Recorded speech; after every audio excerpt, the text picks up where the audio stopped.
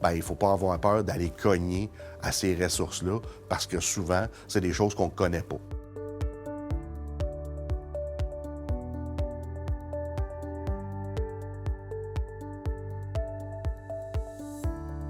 Well, first of all, we're all immigrants here in Canada. So if it wasn't for the First Nation people, the Aboriginal people that were here in Canada, then I think we've all eventually arrived here as immigrants. So I'd start off by saying that as a statement. And if somebody had a question after that, I would ask them a question. Do you want your business to shrink or do you want it to grow? Because if you want it to grow, you have to bring new talent in. And it's not just Hawkesbury or Eastern Ontario or Western Quebec, it's the whole country. Our country cannot keep up to the demands of our GDP. We can't grow at the rate we expect with the birth rate in Canada. It's simple economics. Bien, je dirais de commencer plus tôt que plus tard. Premièrement, c'est un processus qui est assez long, mais qui vaut la peine, qui vaut la chandelle. En termes anglais, des fois, c'est un game changer. Mon histoire, mon expérience a très, très bien été. Je suis très satisfaite. Et c'est ce que ça m'a appris, de vraiment sortir en dehors de ma zone de confort et d'aller voir. De ne pas toujours être craintif, mais aussi d'avoir un esprit très ouvert, puisque au lieu de mettre une barrière à ce que j'attendais, je me suis ouvert et juste ça, c'est un gros pas vers l'avant pour l'économie de la région. Le seul conseil que je peux donner, c'est inverser les rôles, puis regardez un peu si vous deviez aller, je dis le Sénégal, aller n'importe où sur la planète où les situations sont plus ou moins, sont pas comme au Canada, bien, vous allez voir que c'est toute une adaptation. Donc, en débarquant de l'avion, faites juste vous rendre compte que vous avez une valise dans vos mains, puis vous venez améliorer votre sort. Donc, il faut aider ces gens-là. Puis l'avis aussi que je donnerais, c'est que c'est pas quelque chose aussi qui est facile quand vous faites la première fois. Mais la bonne nouvelle, c'est qu'il y a des gens qui sont là pour vous aider, que ce soit là, dans le recrutement, que ce soit là, dans la bienvenue.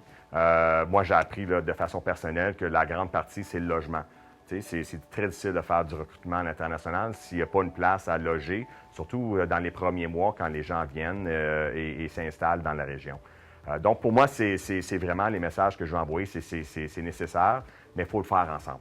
C'est que, vous n'avez rien à perdre parce que je vous garantis que les gens qui viennent de l'international, c'est des employés qui sont sérieux, qui sont compétents, qui ont un beau bagage d'éducation et d'expérience. C'est des gens qui sont extrêmement fiables et stables et vont être fiers de travailler pour votre compagnie. Ils amènent leur expérience, ils amènent leur expertise, leur connaissance, puis le vouloir. Ils veulent toujours bien faire, puis non, c'est... ouais, même des fois, j'en ai qui disent, Christian, non, ils m'enlèvent des choses des mains. Tu sais, on n'est pas habitué à ça, nous autres, mais les autres, c'est comme ça, ils ne voient pas, tu sais, comme... Puis moi, mais non, je suis capable, je peux le faire, on va le faire ensemble, tu sais, comme, c'est un travail d'équipe. Premièrement, préparez votre équipe, renseignez-vous sur la différence entre les cultures, puis sortez de votre zone de confort, essayez-le de cette façon-là. Vous allez peut-être avoir une belle surprise comme moi j'ai eu. Pour nous autres, ça nous a permis aussi de changer nos politiques pour que ce soit plus à jour, là, parce que nos politiques, il y avait des politiques qui dataient de 20 ans passés. Puis c'est vraiment là, la richesse là, d'avoir des gens là, qui proviennent de différentes expériences, de différents lieux, pour vraiment re-questionner les choses et comment les choses fonctionnent. So if the country is going to grow, we need to bring skilled labor into the country. And again, it's just not manufacturing. It's professional services, it's advertising services, it's nurses, it's PSWs, and it's manufacturing people at Tomar. So if you want your business to grow, you need to figure out a way to attract talent, and attracting that talent from abroad is probably the best way to get there. Il y a des ressources, là, des centres d'emploi de Prescott Russell. Il y a des aides qui sont possibles. Bien, il faut aussi se servir de ça. Puis ça aussi, pour l'employeur, bien, il ne faut pas avoir peur d'aller cogner à ces ressources-là parce que souvent, c'est des choses qu'on ne connaît pas. Donc moi, je vous dirais, sauter les 2 pieds dans cette solution-là. Tout d'abord parce que la croissance économique du Canada est tellement fulgurante, contrairement au nombre de personnes actives ou actives sur le marché du travail. Donc, tôt ou tard, il va falloir aller dans les bassins sous-représentés, donc le recrutement international. Vois-tu, des fois, les gens vont regarder qu'il y a un coût. Hein? Il y a un coût. C'est quand même un bon coût, mais pour moi, c'est un très bon investissement.